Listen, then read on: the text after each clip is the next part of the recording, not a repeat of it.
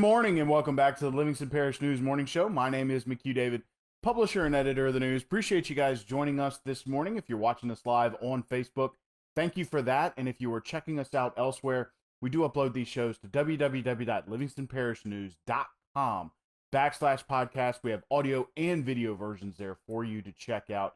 We do appreciate you watching. Want to remind folks that today is September 11th. Please never forget those who lost their lives in the tragedy that occurred in New York and Washington, D.C. Never forget those who sacrificed their lives, and never, ever, ever forget those who continue to be affected by it. It was a tragic moment in American history, but we continue to move forward from that point. Good morning, Mr. Stewart. Thanks for joining us. Getting into your traffic this morning, I-12 is flowing if you're going westbound. No accidents today like there was yesterday. Minor on-ramp delays, but nothing terrible. 4-H Club Road, River Road, and 190 on the western side of Denham Springs looking pretty clear this morning. Normal delays. And 64 and Greenville Springs going into Central, both looking pretty clear as well. High school traffic pretty rough, especially around Live Oak High School up there on North Highway 16. Some minor delays on Burgess Avenue and 190 around Walker High School, and some minor delays on 16 at Denham Springs High. Currently 73 degrees, sun just starting to peek out over the trees this morning. 91 degrees, your high today. Sorry about that. 91 degrees, your high today. 75, your overnight low. You're looking at a 40% chance of rain starting about noon. That's going to shoot up to about 60% by 3 p.m. this afternoon. So please remember, bring that umbrella or a poncho today if you're going to work and expecting to leave later in the afternoon, sometime 3 or later. Probably going to have to deal with some rain. Good morning, Mr. Taylor. Thank you for joining us this morning. First and foremost, we did sit down and do a podcast with Parish President Leighton Ricks and Finance Director, Jennifer Myers. We talked about the road program. The 1-cent sales tax is on the ballot this fall, November 3rd election, with the early voting beginning that last week in October. Now, we're not entirely sure what the election is going to look like just yet. Please remember that the entire election plan is in court right now. Testimony has concluded, but we are waiting for a written judgment from Judge Shelley Dick at the federal court level. So we're going to find out. Good morning, Miss Karen. Thanks for joining us. So we're going to find out what those elections are going to look like. May have an expanded early voting period, may have expanded absentee voting. Not sure. Depends on what the judge says. But at any rate, that 1 cent is on the fall ballot. 25% of that 1 cent goes towards operation of the jail and certain debt services. Not the entire operation of the jail, but some of it. The other 75% of that 1 cent goes towards the road program itself, as well as DPW and some other things. A lot of details in that podcast. It's going to be coming out at noon today. You should check it out, especially if you're going to vote. We'd love to hear your questions about the road program and some of the things you might not like about it. Please let us know. We are probably going to be sitting down with Mr. Leighton and Miss Jennifer on several occasions this fall before the vote, trying to get those questions answered for you guys to them. So please send us your questions and we will check them out. Yesterday, sort of a beginning of the end of a process, the Southside Mega Campus held a groundbreaking yesterday afternoon at about 4 p.m. It's been a very long process with that campus. Lots of design went into it, lots of effort by the school system, but also a lot of effort by the legislative delegation in Washington, D.C., dealing with FEMA, dealing with the EPA, trying to get all these things passed. But things are finally looking like this is the end. You know, we're going to start construction. The building is supposed to be ready for the 2022-2023 school year. So that will not be the start of next school year, but the year after. It's going to take a while. It's going to be a very large building. It's about $60 million. It's going to be elevated with parking underneath. It's going to be kind of a state-of-the-art type building here in Livingston Parish. So it's going to be interesting to watch that pop up out of the ground. Again, the groundbreaking held yesterday. Very exciting for the school board and for those who are Southside alumni and who currently have kids in Southside Elementary or Junior High. Especially those who will remain there. It is a mega campus, so it'll be both Southside Elementary and Junior High. And those kids will begin enjoying it, not next year, but the year after. Lots of COVID-19 news. Let's get into your statistics first real quick. 155,419 cases. That's an increase of 499 from Wednesday to Thursday. 4,991 deaths, an increase of 21, and 2 million, we broke the 2 million mark, 9,584 total tests, an increase of 10,857 from Wednesday to Thursday. Currently, there's 140,440 who have expected to be recovered. 762 are hospitalized on 125 ventilators. In Livingston Parish, 3,517 total cases, 69 deaths on 35,968 tests. Want to get into these mitigation efforts real quick. Wash your hands with soap and water for 20 seconds or more. Wear a mask in public. It is a mandate. 6 feet or more of distance between yourself and others. Control your cough and sneezing with an elbow or a tissue. Don't touch your face, my favorite one. By the way, if you're controlling your cough, try to make sure it's your own elbow. 25 or less to a gathering, preferably less, and stay home if you're sick, and utilize telehealth to get in touch with your doctor. Phase 3 is coming. We had an announcement yesterday, but not really a whole lot of a plan. We are expecting to get that plan today as the governor releases his proclamation moving the state into Phase 3. A big thing that Phase 3 affects is schools. We are expecting an announcement from the school board this morning that's going to outline exactly how school is going to change. Of course, we're currently in the hybrid model, and when that change will occur. So none too soon, I think. There's been a lot of contention, especially over the hybrid model at the school board meetings. The parents and teachers kind of planning a pack the parking lot event at the next school board meeting, which is a week from yesterday. It's going to be September 17th. That we're not entirely sure if that plan will continue if these schools move into phase. Well, they will move into Phase 3. I think it just depends on what that looks like and what the timeline is. Based on the CDC guidelines and the state's Phase 3 guidelines, it does appear we will be moving into 5-day instruction. I know that'll be a lot easier for the teachers to be able to delineate between kids who are coming and kids who are at home virtual if some children or parents of children recommend or wish that their children will stay home. That option will remain open, even with 5-day instruction available. So that virtual option will still be open, but it should be a little bit easier for teachers. Of course, we did get that announcement that football will actually be starting a week earlier than they had planned. It'll be the weekend of October 1st. It's important to note that the LHSAA is very independent of both the governor and the school system. So what they were planning and what they wanted to do is that, and that's why they were able to say, well, we had planned to start October 8th. We're now going to start October 1 in terms of football games being played. Of course, contact practice began yesterday.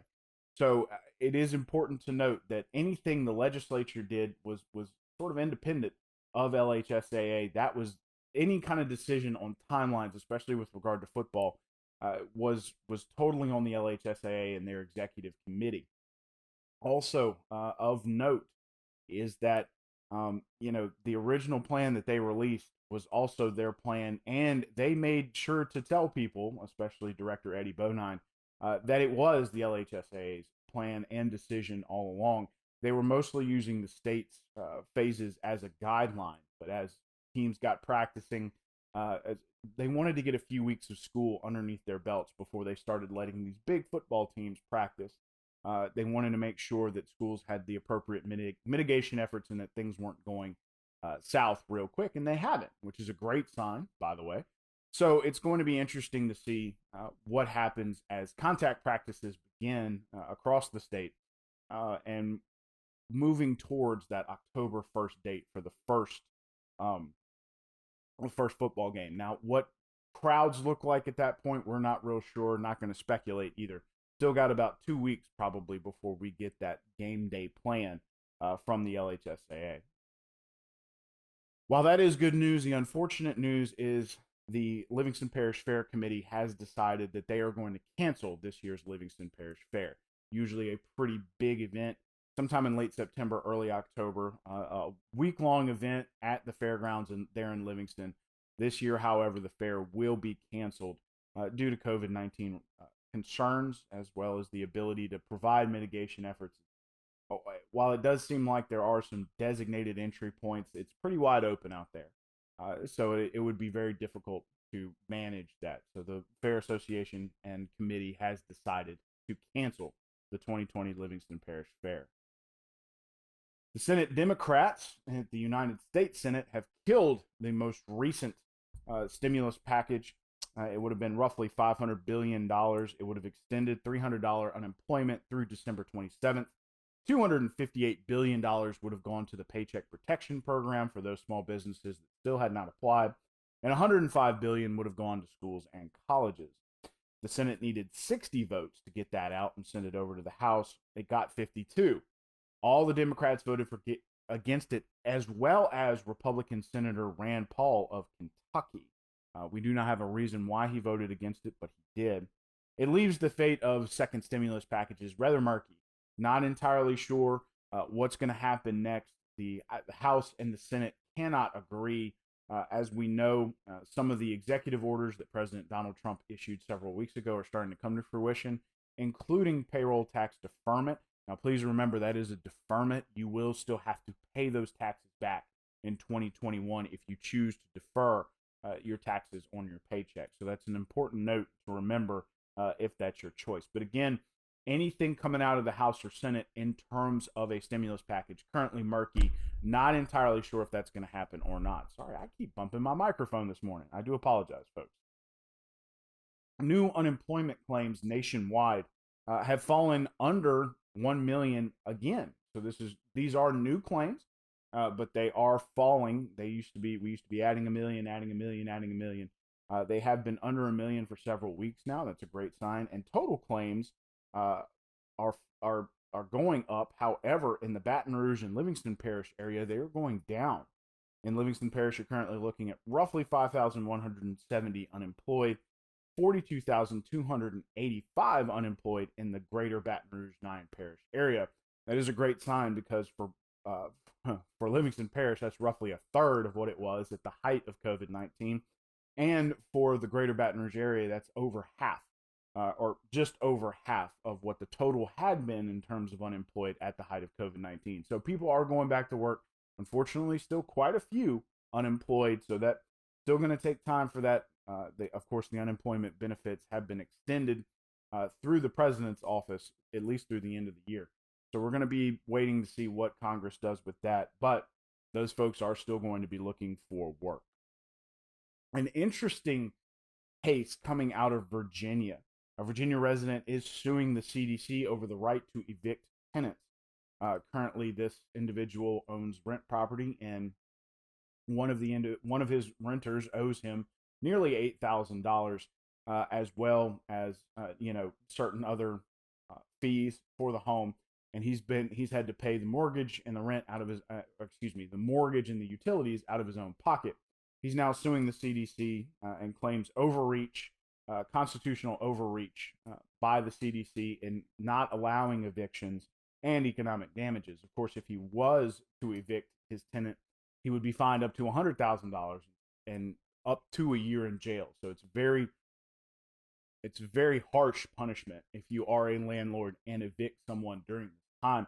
So it's going to be interesting to see where that suit goes. It was just filed. That's one of those things that takes time, especially as a singular entity suing a federal agency. That always takes time. So it's going to be interesting to see what the timeline is on that and where it goes. So please remember, keep an eye on our Facebook page. We will be making an announcement as soon as the schools are ready to do so about their plan to reopen schools, schools are reopened, but to expand the reopening to 5-day-a-week instruction and what that timeline is going to look like, as well as how that will affect some of the other things surrounding schools. I want to talk about COVID-19 statistics one more time. 155,419 cases, 499 new ones from Wednesday to Thursday, 4,991 deaths, that's 21 new deaths from Wednesday to Thursday, and 2,009,584 tests, an increase of 10,000. We have officially surpassed the 2 million mark in terms of tests.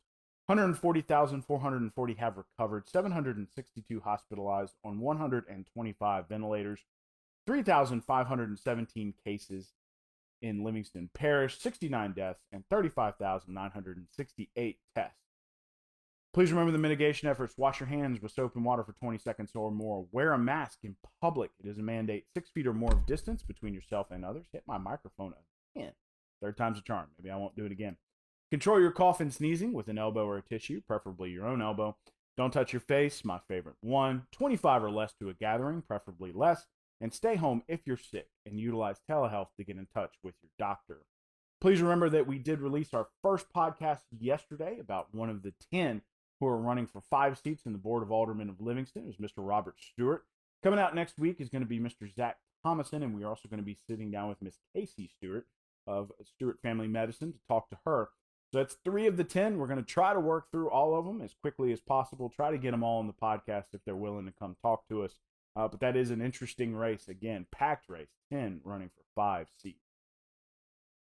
Rounding out the show real quick, I want to talk about your traffic again. I-12 is flowing today. No accidents as of yet. Minor delays on those on-ramps. 4H Club Road, River Road, and 190 looking at some pretty normal traffic, as well as 64 and Greenville Springs heading into Central. Your high school traffic pretty normal this morning. Heavy around 16 near Live Oak, as well as 16 near Durham Springs High School. Burgess and 190, some minor delays by Walker. Excuse me. Currently 73 degrees. 91 degrees is your high, 75 your overnight low. You're looking at the sun just starting to peek over the trees this morning. 40% chance of rain starting at noon. It's only going to increase from there, getting up to about 60% at 3 p.m. So please remember, if you're heading to work today, grab an umbrella or a poncho. One last time, my name is McHugh David, publisher and editor of the news. Appreciate you guys joining us this morning for the Livingston Parish News Morning Show. Want to remind you guys before we get into the final spiel, please remember, road program, initial podcast coming out today at noon. Worth the listen or the watch, if you'd rather. And then we are absolutely ready to take your questions. And want to remind folks, we are on Facebook, Twitter, LinkedIn, Instagram, and YouTube. We are once a week in print on Thursdays at $7 a month to get that in your mailbox. We're also online, www.livingstonparishnews.com. We have a podcast page, which we already mentioned, that's free. We have a coronavirus page, which is also free, and a breaking news page, which has state and national news, as well as accidents and arrests for you to check out. That's also free as well. We do hope you have a great weekend, a great Friday. Please remember to be looking at for an announcement from the schools, as well as that podcast we did with Mr. Layton and Miss Jennifer about the road program, and we will see you Monday morning.